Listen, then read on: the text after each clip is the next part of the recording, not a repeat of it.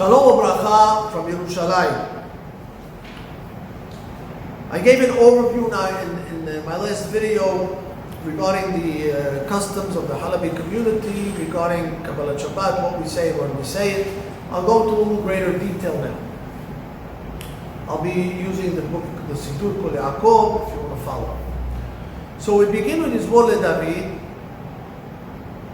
And as I mentioned, we don't say Lechun Nena or other chapters from the Tehillim, which other communities may say. There are communities which even say up to 6 parakim of Tehillim, beginning with Lechun Nena, corresponding to 6 days of the week, and Yizmor David corresponds to the Shabbat.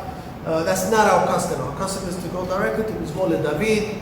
It could be based on the Yerushalmi, which is brought down in the Sidur Ben Menuha, that this Mizmor itself corresponds and hints to the 7 days of creation with the 7 repetitions of the word Kol. Kol Adonai Alamayim, Bakoach, and so on and so forth. So this perek itself is a hint to the 7 days of the creation.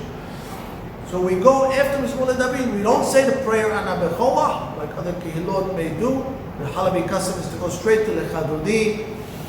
Now both Mizmor David and Lecha Dodi are sung in unison by the Kahal, standing up, facing the Hechal, facing the regular way we always face.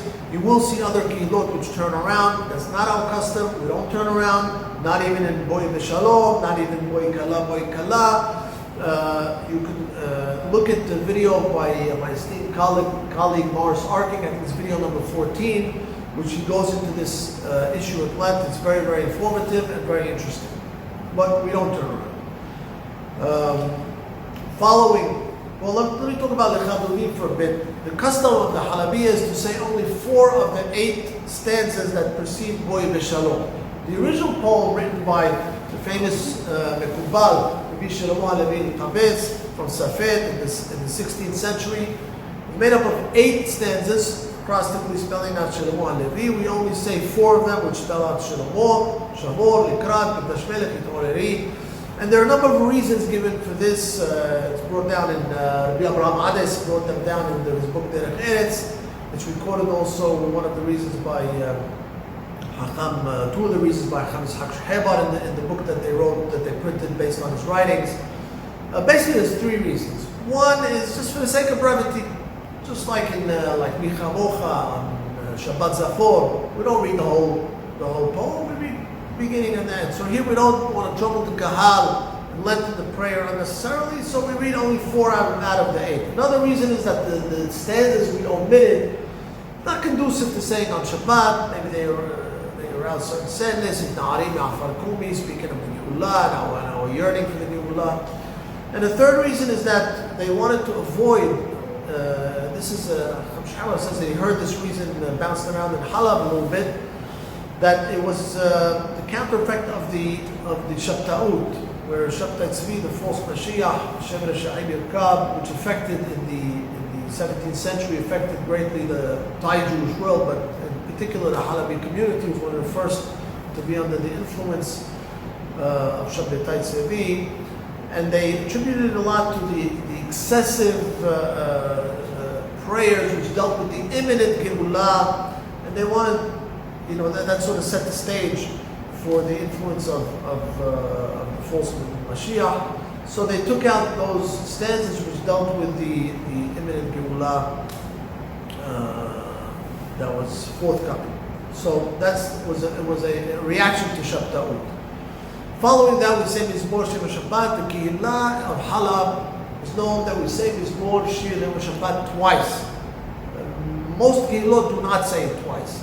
Our Kehillah says it twice. And the reason is Al-Pi Qabbalat. You'll see in the Rabbi Obadiah Hedaya, Zichron al-Bracha, and Yaskil Abdi. He gives reasons Al-Pi Qabbalat.